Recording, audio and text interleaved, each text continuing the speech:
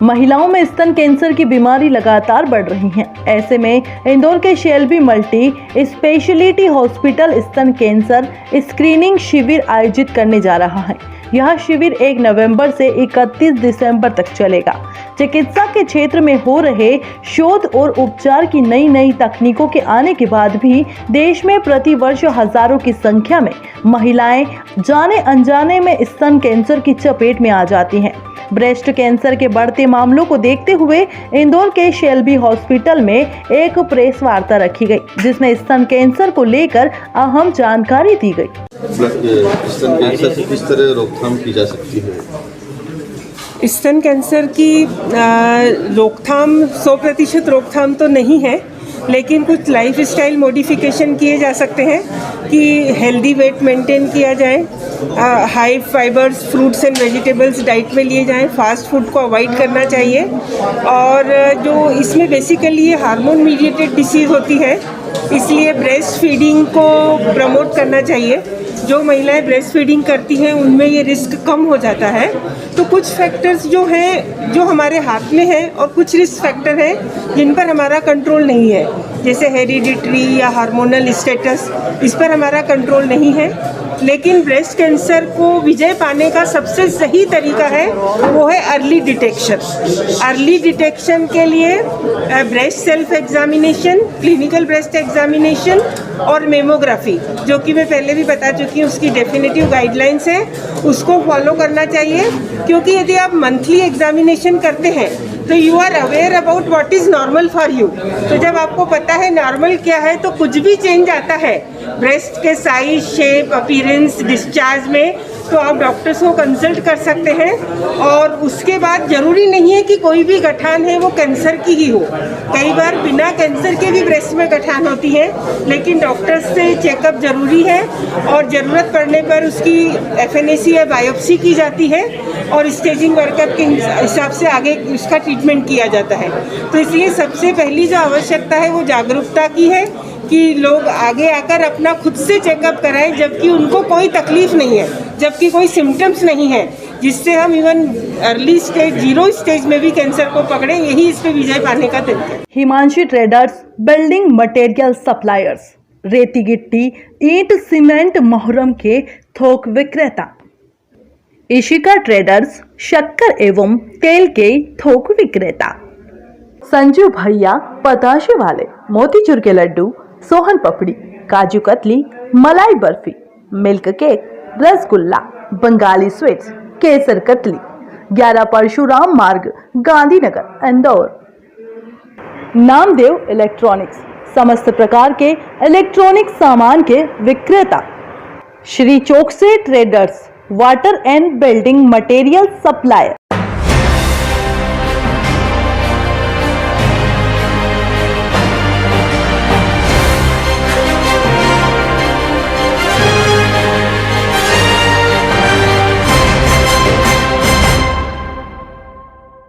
Lockdown के बाद इंदौर शहर से शुरू हुई ट्रेनों में कई ट्रेनों में वेटिंग की स्थिति बन रही है, तो इंदौर से भोपाल के बीच चलने वाली इंटरसिटी को यात्री ही नहीं मिल रहे हैं। लॉकडाउन के पहले जब तक यह ट्रेन चलती थी तो यह यात्रियों से भरी होती थी। अब इस ट्रेन को महज 16% यात्री ही मिल रहे हैं। बताया जा रहा है कि इस वजह से रेलवे अधिकारियों की चिंता बढ़ गई है। ऐसे में अब रेलवे अधिकारी यात्रियों से बात कर यह जानने का प्रयास करेंगे कि आखिर इस ट्रेन में कम संख्या में लोग सफर क्यों कर रहे हैं। जनसंपर्क अधिकारी के मुताबिक इंदौर से चलने वाली ट्रेनों में सिर्फ इंदौर भोपाल इंटरसिटी एक्सप्रेस ही ऐसी ट्रेन है जिसमें यात्री कम है। इंदौर से चलने वाली शिप्रा एक्सप्रेस, कामाख्या एक्सप्रेस में 140% यात्री मिल रहे हैं। वहीं निजामुद्दीन एक्सप्रेस में भी यात्रियों की सीटें 90% तक भरी हुई हैं। भारतीय रेलवे ने मेन सिटियों से कुछ विशेष गाड़ियों के तौर पे गाड़ियां स्टार्ट की हैं, तो हमारे इंदौर से करीब 10 से 11 गाड़ियां हैं जो विशेष ट्रेन के रूप में रवाना हो रही हैं। 8 गाड़ियां हैं जो हम लोग उन्हें विशेष ट्रेन के रूप में रवाना कर रहे हैं और 3 गाड़ियां हैं जो त्यौहार स्पेशल के रूप में रवाना हो रही हैं। तो कुल मिला के 11 गाड़ियां हैं जिनका संचालन हो रहा है और सभी गाड़ियों के अंदर लगभग कह सकते हैं कि अभी त्योहारी सीज़न है तो गाड़ियाँ पैक जा रही हैं। जिसमें एक गाड़ी है जो इंदौर डॉक्टर अम्बेडकर नगर से भोपाल जाती है, उसमें ज़रूर वैकेंसी है, उसमें ज़रूर गाड़ी खाली जा रही है। बाकी दूसरी गाड़ियां हैं उसमें अभी पोजीशन ठीक है, क्योंकि जैसे हमने इंदौर से पटना स्टार्ट की थी तो पहले दिन गाड़ी करीब 50% खाली थी। इसके बाद में गाड़ी का संचालन रेगुलर रहा तो गाड़ी में भी अभी वैकेंसी नहीं है। और इसके साथ में जो इंदौर से जयपुर जा रही थी वो भी गाड़ी में भी लोग कम थे, करीब 40% पहले दिन बुकिंग हुई थी। अभी उस गाड़ी में भी 80 और 90% बुकिंग है, तो कुल मिला के अभी गाड़ियों में रश बढ़ने लगा है। सर बात करें वेटिंग की, तो कितनी वेटिंग चल रही है गाड़ियों में? देखिए, वेटिंग तो ज़्यादा नहीं चल रही है, क्योंकि जो भी यात्री हैं उनको पता है कि कंफर्म रिजर्वेशन को ही यात्रा करने को मिल रहा है। तो वेटिंग के जो कम वेटिंग का तो कंफर्मेशन हो सकता है, तो लोग ज़्यादा वेटिंग नहीं ले रहे हैं। अभी भी लोगों में एहतियात के तौर पे जो कोरोना से डर है तो उसकी वजह से भी यात्रा को स्थगित किए हुए हैं। तो अभी ट्रेनों में वो रश नहीं आया है जो रेगुलर टाइम में रहा करता था। तो आने वाले टाइम में हो सकता है कि अभी छठ पूजा है और दिवाली है, दशहरा है, तो ये सब को देखते हुए हो सकता है कि आने वाले टाइम में कुछ रश बढ़े।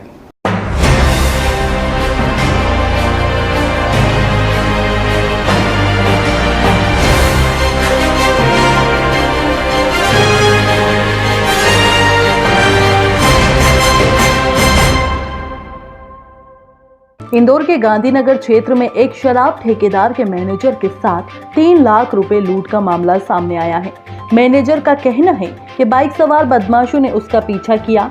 बदमाश चलती जीप में ही चढ़ गए, विरोध करने पर जान से मारने की धमकी दी और 3 लाख रुपए से भरा बैग लेकर फरार हो गए।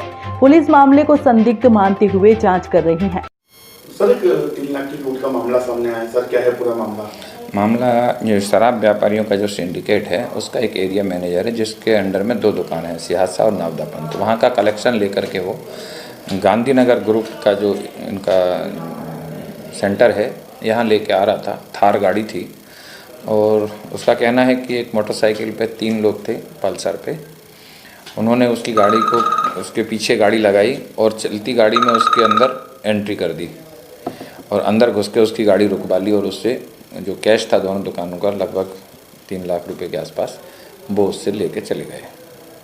सर कुछ सीसीटीवी फुटेज? हाँ, कोशिश कर रहे हैं हम लोग देखने के। अभी कुछ क्लू मिले हैं जिन पे हम लोग काम कर रहे हैं। तो क्या लगता है सर, ये जो जिनकी वारदात को अंजाम दिया तो सर क्या रेकी करते थे या अभी तो क्योंकि एक इतना बड़ा ग्रुप है और कई तरह के लोग काम करते हैं, तो अभी जिस तरह के घटनाक्रम आ रहा है कि थार जैसी गाड़ी पर मोटरसाइकिल से पीछे से चढ़ जाना, थोड़ी संभावनाएं अलग दिशा की ओर इशारा कर रही हैं कि कोई इन्हीं के आसपास का इनका परिचित या इस काम से जुड़ा हुआ कोई बंदा होने की संभावना है या उसकी सूचना पर ये हुआ होगा। हम सभी दिशाओं में जांच कर रहे हैं और कुछ क्लू भी हाथ लगे हैं। जैसा होगा वैसे जल्दी से जल्दी आरोपी पकड़ेंगे।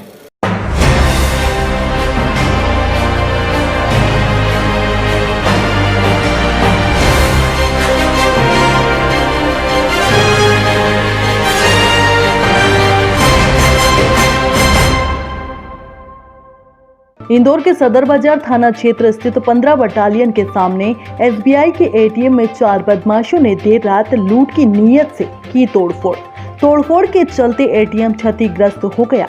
वहीं बात की जाए सुरक्षा व्यवस्था की तो एटीएम के आसपास नजदीक में ही पेट्रोल पंप सहित कई वीआईपी पुलिस अधिकारियों के घर भी हैं। फिलहाल पूरे मामले में पुलिस ने 4 में से 2 आरोपी पवन और जयेश को गिरफ्तार कर लिया और 2 बदमाशों की तलाश की जा रही है। वहीं सदर बाजार पुलिस की सतर्कता से लूट की कोशिश हुई नाकाम, वरना बड़ी लूट हो जाती। सर, एक एटीएम तोड़ने की मामला सामने आया, सर क्या है पूरा मामला? ये परसों जो है रात की बात है और ये अपना 15 बटालियन के पास एटीएम है, एसबीआई का एटीएम है। वहाँ पर जो है 4 युवक थे जिन्होंने वहाँ तोड़फोड़ की वारदात की है और पुलिस को सूचना मिलते ही पुलिस मौके पर पहुँच गई थी। इसमें से आज 2 व्यक्ति गिरफ्तार हो गए हैं, जिनका नाम है पवन पिता उत्तम सिंह राठौर 121 पंचवटी और दूसरा जयेश भावसार सनाफ अशोक भावसार निवासी इंदिरा नगर। इन 2 युवकों की गिरफ्तारी है, 2 युवकों की तलाश अभी जारी है। सर पूछताछ में क्या सामने आया, मतलब काय के लिए शराब के नशे में थे वहाँ, उन्होंने तोड़फोड़ करी ही जा करके, ये नहीं चोरी करने का कैश नहीं जा पाया। पुलिस पहुँच गई, जैसे ये अपना आगे का कुछ काम करते तत्काल पुलिस पहुँच गई और बटालियन के लोग आ गए थे, इनको वहीं रंगे हाथ वो कर लिया था। इनका आपराधिक रिकॉर्ड नहीं है।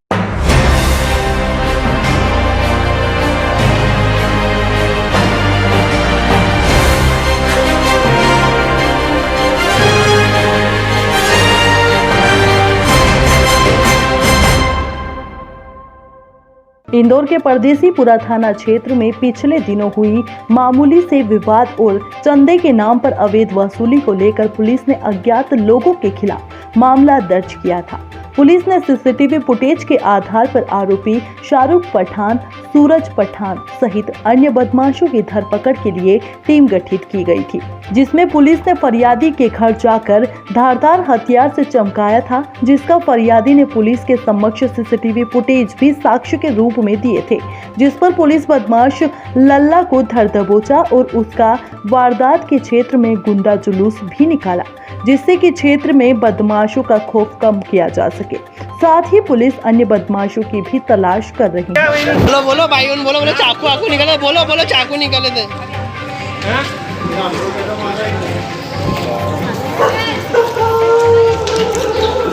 क्या हो गया? अरे डंडे के समान है। चाकू लेके क्या अरे भैया लग रही भी क्या? लग रही क्या उसको?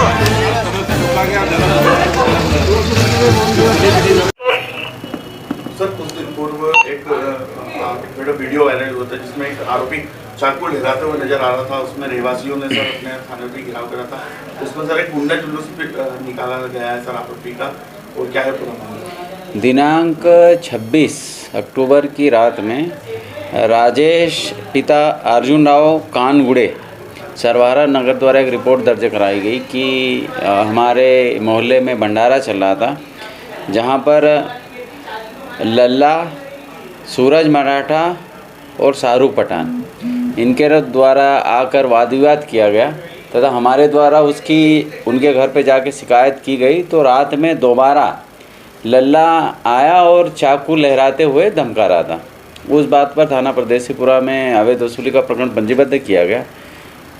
आरोपी को कल मैं चाकू गिरफ्तार किया गया और उसका उसी क्षेत्र में जुलूस निकाला गया जहां का वो निवासी था और जहां पे उसके द्वारा गुंडागर्दी की गई थी।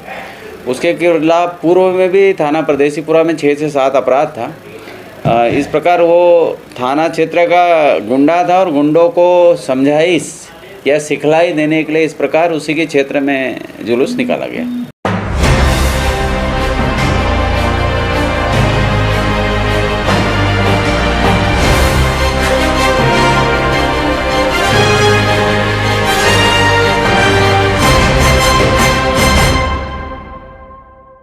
नगर में इन दिनों नारी शक्तिकरण के लिए बनाया गया एक प्रेरक वीडियो तेजी से वायरल हो रहा है। ये वीडियो नगर की कलाकार अंकिता अंकुश विश्वकर्मा ने तैयार किया है। नारी शक्ति को समर्पित इस वीडियो के द्वारा दिया जा रहा है प्रेरक संदेश के चारों ओर सराहना की जा रही है। वीडियो को social media platform YouTube, Facebook एवं व्हाट्सएप पर रिलीज किया गया। 24 घंटे में 2000 से अधिक लोगों ने इसे देख लिया है। इस वीडियो को तैयार करने के पीछे सोच को लेकर अंकिता ने बताया कि हाथरस की नृशंस वारदात ने उन्हें झकझोर कर रख दिया था। इसके बाद भी पूरे देश में लगातार नाबालिग एवं युवतियों के साथ हो रही इन घटनाओं से आहत होकर उन्होंने अपराधों के प्रति जागरूक करने के लिए यह वीडियो बनाया है। 4 मिनट के इस वीडियो ने दर्शाया है कि किस तरह नारी के प्रति घृणित सोच रखने वाले उसे केवल भोग वस्तु मानते हैं, लेकिन वे भूल जाते हैं कि नारी में लक्ष्मी एवं सरस्वती के साथ साथ दुर्गा भी वास करती हैं। वह स्वयं को मानसिक रूप से मजबूत कर डरने के बजाय डटकर मुकाबला करे तो ऐसी अभद्र हरकत करने से पहले सामाजिक तत्व 100 बार सोचेंगे। ये लोग नाबालिग बच्चियों एवं युवतियों की चुप्पी का फायदा उठाकर अन्य को भी निशाना बनाते हैं। वर्तमान समय में ऐसे असुरों को मुकाबला करने एवं अपनी लड़ाई स्वयं लड़ने के लिए नारी को दुर्गा बनना ही पड़ेगा।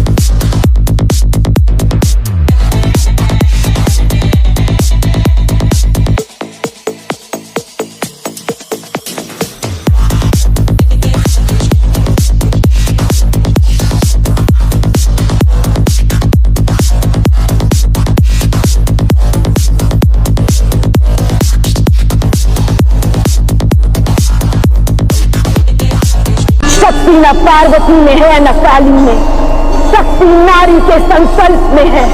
और जब तक नारी समस्या से भागती रहेगी तब तक तुम जैसे समाज कंटक उसे तोड़ते रहेंगे। नारी जब स्वयं को शस्त्र बना ले तो हर दुष्ट झुकना होगा।